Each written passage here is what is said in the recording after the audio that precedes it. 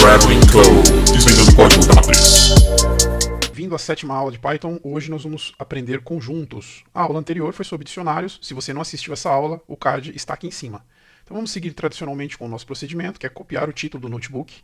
Vamos criar um notebook novo e neste nós vamos intitular o tema que será ensinado. Aqui onde está dicionário, nós vamos trocar para conjunto, no singular. E você pode colocar entre parênteses 7, só para a gente associar a palavra inglesa com a palavra portuguesa. Feito isso, ok. Então nós temos aqui o nosso título tudo certinho. Então o que diferenciaria o conjunto dos outros objetos no Python? Os conjuntos, eles são formas de armazenar os dados cuja principal característica é a impossibilidade de repetir valores, e estes não serem ordenados. Eles são muito úteis quando não desejamos identificar os valores e evitar que eles se repitam. Então vou fazer aqui uma construção, números, e aqui dentro vamos colocar os números. Então vou colocar 1, 2, 3, 4, 5, 6, 7, 7 de novo, 8. Só voltar aqui que foi um espacinho a mais. E aí eu vou exibir esse cara aqui embaixo, números.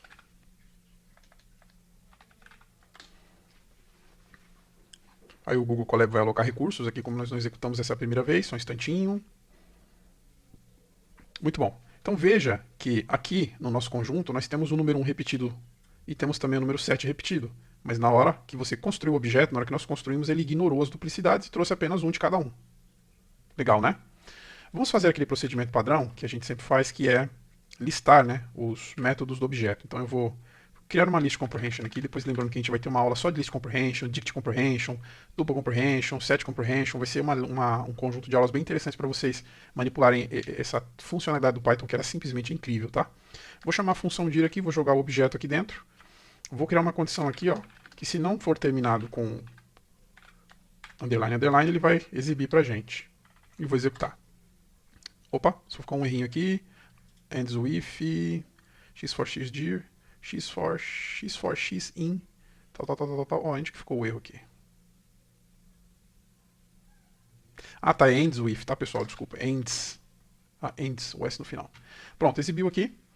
Ignoramos aquele monte de underline para ficar melhor para visualizar, né? Então veja que os métodos do conjunto, alguns são bem conhecidos já. Vocês já conhecem o copy, o clear, o add, o pop, o remove. Então, o update, então, alguns métodos já são de conhecimento porque vocês já utilizaram essas funcionalidades em outros tipos de objetos que eu mostrei em aulas anteriores. Então, hoje a gente vai focar mais no conjunto, naquilo que vocês usariam no seu dia a dia, tá? Para a gente não perder muito tempo, ficar uma aula muito extensa, então vou ser bem objetivo aqui nesse aspecto. Então, vamos seguir aqui. Diferentemente das outras aulas que eu fiquei fazendo tudo sempre aqui, dessa vez eu vou correr o notebook para baixo e vou preenchendo os exemplos, tá bom? Eu sei que daquele jeito fica até melhor, mas hoje, como tem bastante coisa, esse objeto ele é um pouco complexo, embora os outros também foram, mas nesse caso aqui eu quero dar uma atenção mais especial, então a gente vai trabalhar dessa forma, tá? Então eu vou criar uma célula aqui embaixo, onde eu vou declarar uma lista de frutas. Então, vamos lá, frutas é igual, aí abre e fecha a chave, tá? Lembrando que o conjunto ele parece com o dicionário, mas não, porque o dicionário ele tem uma chave, tá? Vocês lembram lá, né, que a gente tem que ter uma chavezinha aqui, ó, 2 pontos o valor. Tá? No conjunto a gente não tem chave. Por que eu estou falando isso? Para você não se confundir, porque ele abre e fecha chaves igual o dicionário. Só para não confundir aí. Então vamos lá, vou colocar aqui, entre aspas, simples, algumas frutas como, por exemplo, laranja, banana, limão, kiwi. Feito. Então agora nós temos aqui a nossa listinha, vou chamar aqui embaixo frutas. Lembrando que assim como os outros objetos que nós aprendemos, lista, tuple, dicionário, a gente pode colocar dados mistos aqui dentro. Então eu poderia ter aqui um dado numérico do tipo misto, né? Eu poderia ter um dado numérico aqui. Ah, tá vendo? Eu poderia ter um dado numérico misturado com string. Poderia ter um outro dado numérico aqui, por exemplo, 7.14. Então eu teria lá números misturados com texto, que não tem problema nenhum. Tá? Como que eu conto os elementos de uma lista, de um conjunto, melhor dizendo, não lista, conjunto? Como que eu conto a quantidade de membros em um conjunto? Simplesmente utilizando o len. O len vai contar para mim, dizer que são 6. 1, 2, 3, 4, 5, 6, tá? É assim que eu faço para poder contar. Vou pôr um comentário aqui, ó, contar o total de elementos no conjunto. Legal. Como que eu removo um item do conjunto? Então, eu vou fazer um frutas aqui, ponto discard, e vou passar uma chave, por exemplo. Vou passar o 100. Pedir para ele remover o 100 para mim, e vou exibir o frutas aqui embaixo. Exibindo Ó, ele removeu, tá vendo? Veja que aqui tinha o 100 e aqui não tem mais, tá? Vou fazer assim, ó, removendo com o discard. O discard, ele não vai disparar exceção, tá? Deixa eu ver como é que eu poderia colocar aqui, ó. Não dispara erro caso a chave esteja errada. Vou mostrar na prática, tá? O discard faz isso. Então, eu vou copiar esse bloco de código, vou jogar aqui embaixo e vou trocar o discard pelo remove e vou rodar. Vou rodar aqui em cima só para a gente recarregar a lista novamente. Vamos voltar aqui e recarregar ela. Vai acontecer exatamente igual. Você vai falar assim, mas eu não senti a diferença, né? Aqui no caso ele dispara. Então vou fazer aqui, ó, 101. 101 existe na nossa lista? Não, obviamente que não. Vou rodar o 101. Olha só o que vai acontecer. Ele vai disparar um erro. E qual é o erro? Key error. Então, key error significa que a chave que eu estou informando para aquela funcionalidade executar a sua tarefa está errada, ele não encontrou, então ele vai disparar um erro. Então, assim, não é que o discard é melhor do que o remove. Dependendo do cenário que você estiver codificando, implementando, fazendo uma implementação, você pode achar por bem usar o discard ou o remove. Ah, não, eu preciso que exploda um erro porque eu tenho um motivo ali de pegar aquele erro, aquela exceção, né? Isso aqui é uma exceção, né? Um erro de exceção. E aí eu tenho que fazer um tratamento específico, eu preciso que seja assim. Ah, não, eu não preciso que exploda uma exceção, um erro, então eu vou usar o discard. Tá bom? Essa é a diferença dos dois. Vou deixar do jeito que está aqui mesmo, tá bom? O erro, não tem problema, vou deixar aqui e vamos seguir. Então, dessa forma aqui, como você pode fazer essa remoção do elemento.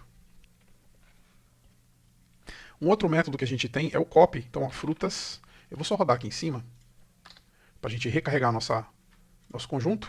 Fica assim, ó, frutas 2 é igual frutas.copy. Tá? E vou executar aqui frutas. Por falar em frutas, eu queria aproveitar e mandar um abraço pro meu amigo Frutas, que está nos assistindo aí. Ô Frutas, aquele abraço, viu, irmão? Tamo junto. Bom, executamos aqui e veja só que fez a cópia. Então agora a gente vai trabalhar com essa cópia mais para frente. O que a gente vai fazer aqui? Nós vamos fazer uma comparação. Nós vamos verificar a igualdade entre os conjuntos. Então eu vou fazer uma brincadeira aqui. Eu vou criar uma variável aqui chamada checa underline igualdade. E vou colocar o frutas é igual o frutas underline 2. E aí eu vou imprimir.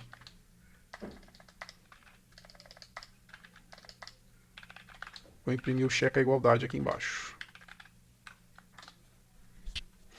Tá certo, porque de fato, né? Essa é igual a essa. Isso aí não tem novidade nenhuma. Aí nós vamos alterar a frutas 2. Ponto. Vamos usar o discard mesmo. E a gente vai remover de lá de dentro. Pode ser o kiwi mesmo, o kiwi.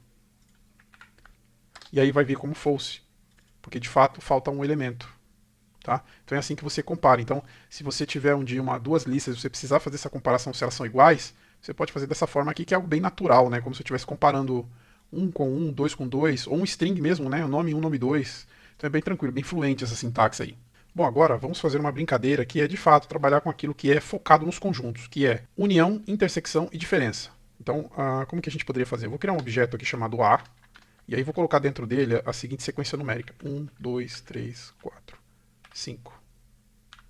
E aí vou criar um objeto B e vou colocar dentro dele a seguinte sequência numérica: 4, 5, 6, 7, 8.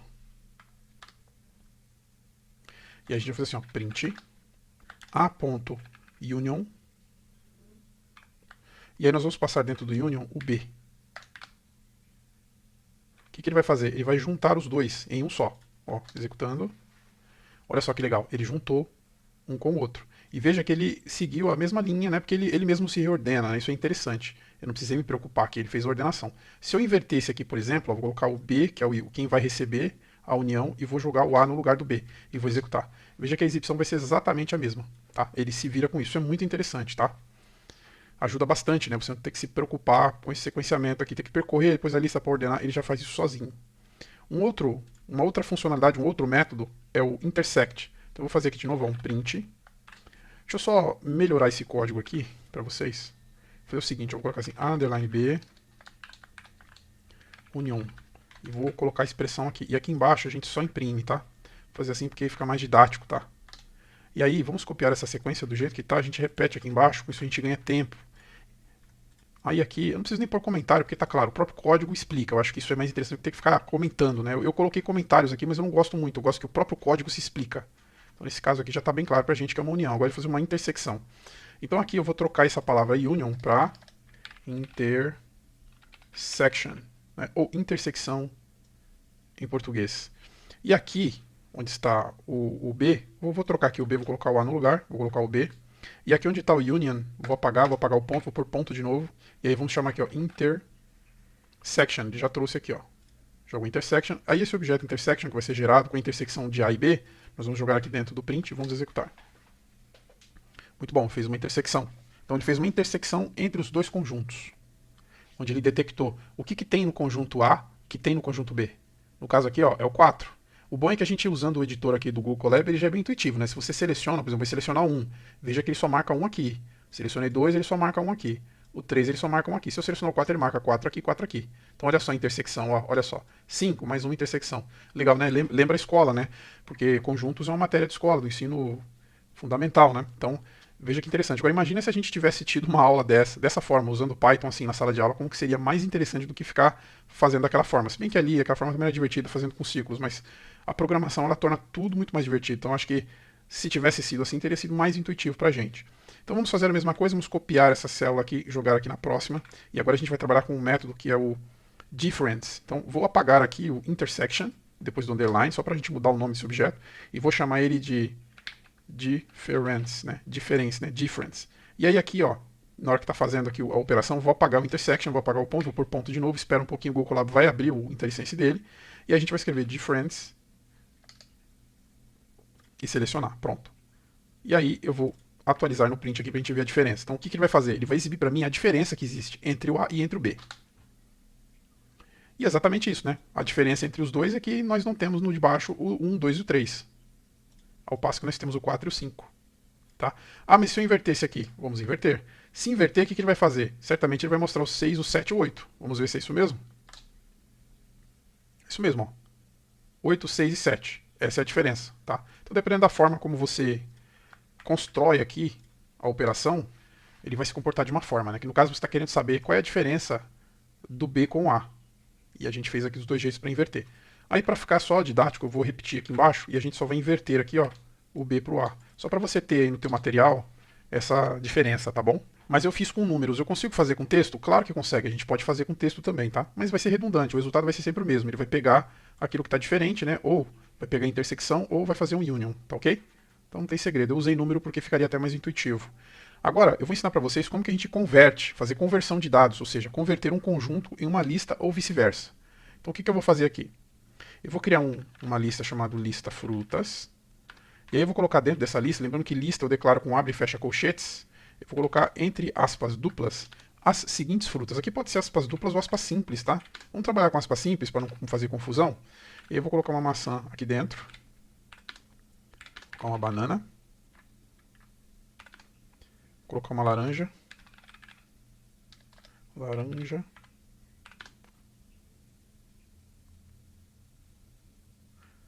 maçã, banana, laranja. Deixa eu ver o que mais que a gente pode colocar aqui. É o seguinte, ó, vamos repetir a banana, que vai ser um negócio legal, bem interessante a gente fazer aqui, ó. Beleza, aí a gente vai criar um conjunto de frutas. Então, logo embaixo, então, conjunto, underline, frutas.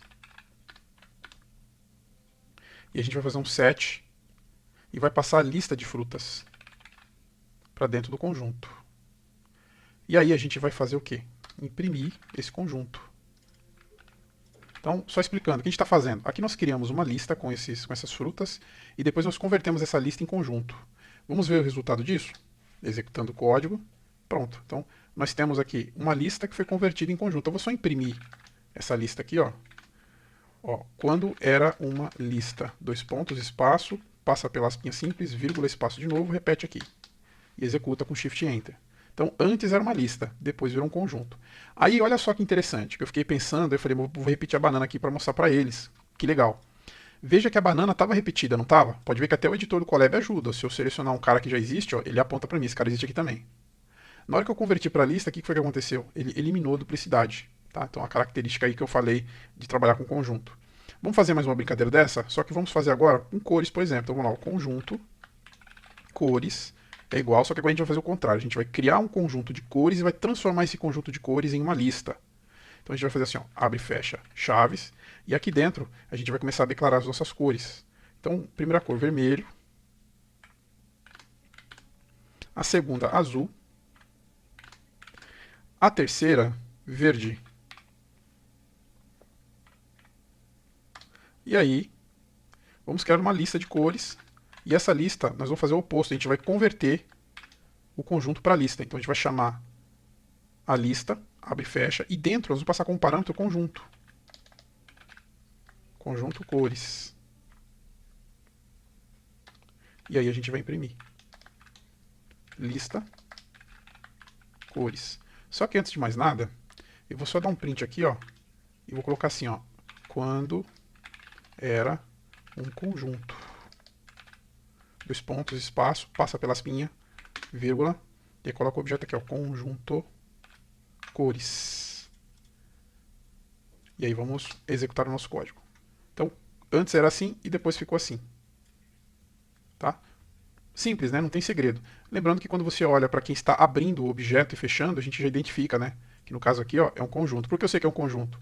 Porque ele só tem valor e ele abre e fecha com chaves. Ele não tem chave. Se tivesse chave, ele seria um dicionário. E a lista é o nosso clássico colchetes que abre e fecha. Tá? Então, muito legal, né? Brincar com lista é muito bacana.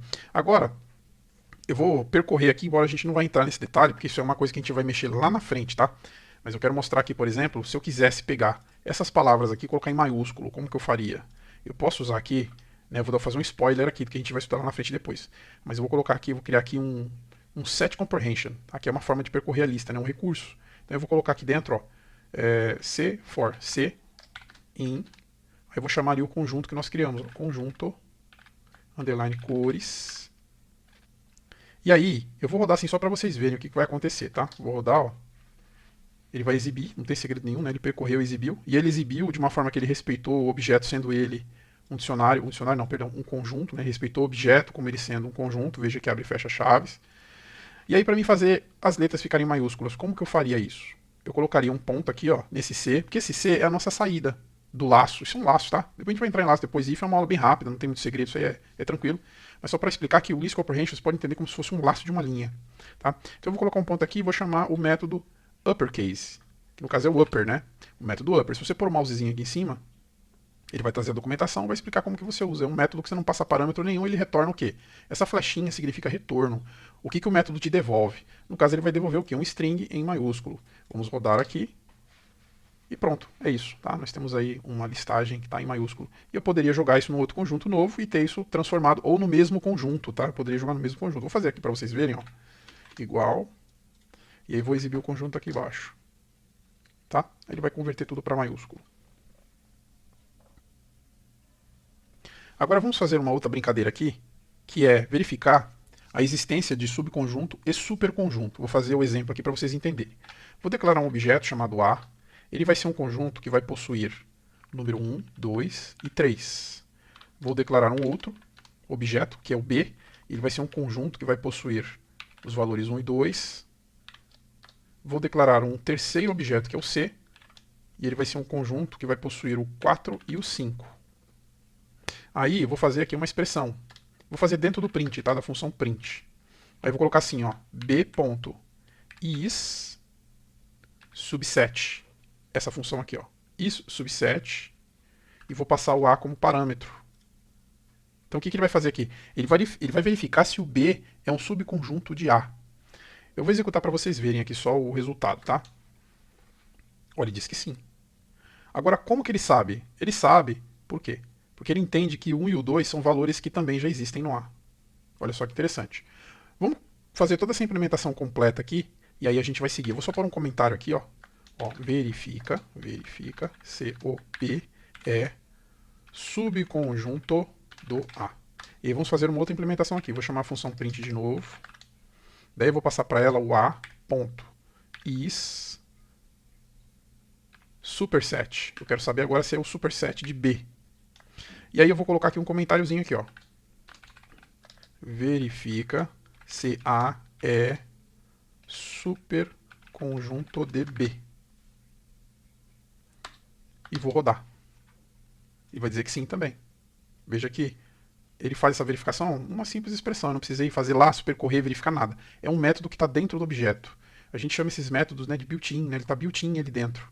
Então, mais fácil do que você ter todo um trabalho de reinventar roda. É um recurso. Né? O Python é cheio desses recursos que facilitam as coisas e você não precisa estar reinventando a roda. E aí eu vou fazer aqui ó, uma implementação, vou chamar um print aqui embaixo. Então assim, ó, a.is superset de C. Agora eu vou fazer com C, né? No caso eu fiz com B, agora eu vou fazer A com C. Vou repetir aqui embaixo um print. C.is superset de A. Só um detalhe, aqui não é superset, tá? Eu escrevi errado. É is subset. E vou executar. Então olha só, o C ele não é subset de A. Por quê? Porque não tem esses valores no A. E da mesma forma, né? E de mesma forma, o C, onde você não encontra no A os valores que contém aqui no C. Então, tanto de um jeito como de outro, não é um superset, não é subset. Agora a gente vai fazer uma brincadeira que é verificar a diferença assimétrica entre os elementos do conjunto. Então, ó, A é igual a 1, 2, 3, 4.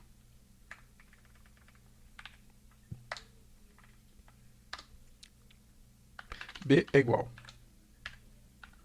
3, 4, 5, 6. E eu vou fazer um print. Opa. A.symmetric underline difference. E vou passar o B. Deixa eu pôr um comentário aqui, ó, para facilitar a didática para vocês, tá? Então, ó, ele retorna os elementos que estão em A ou B, mas não em ambos. Então ele vai trazer só aquilo que é diferente. Vamos executar. Pronto, ele trouxe. Então vamos lá.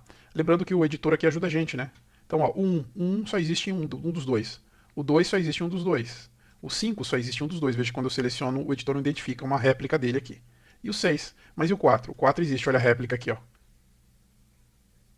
Tá? O 3 também, ó. O 3 também ele existe. Então o que ele faz? Ele pega essa diferença e traz para você. Olha, essa diferença é essa aí. Bom, então ficamos por aqui. O que eu passei hoje para vocês aqui é o essencial. O objeto tem bastante funcionalidade. Mas assim, só para vocês explorarem um pouco essa questão da diferença assimétrica, se é superset, se é um subset. E aí vocês vão brincando com tudo isso, tá bom? Mas é isso. Então ficamos aqui. Não perca a próxima aula. Na próxima aula a gente vai entrar em construção de algoritmos utilizando condicionais, laços. Vai ser bem interessante, tá? E a gente está caminhando para chegar logo mais aí na orientação a objetos. Vocês vão gostar bastante, tá ok? Então ficamos por aqui. Lembrando mais uma vez, não esqueça de deixar o seu like, de deixar seu comentário, de se inscrever no canal, compartilhar esse conteúdo. E eu agradeço a audiência de vocês aqui, que tem sido bastante interessante. Isso mostra que o conteúdo é importante e o conteúdo existe aqui justamente para isso, que é para ajudar vocês nos seus estudos. Obrigado mais uma vez, fiquem com Deus, fiquem bem, se cuidem e até a próxima. Tchau, tchau.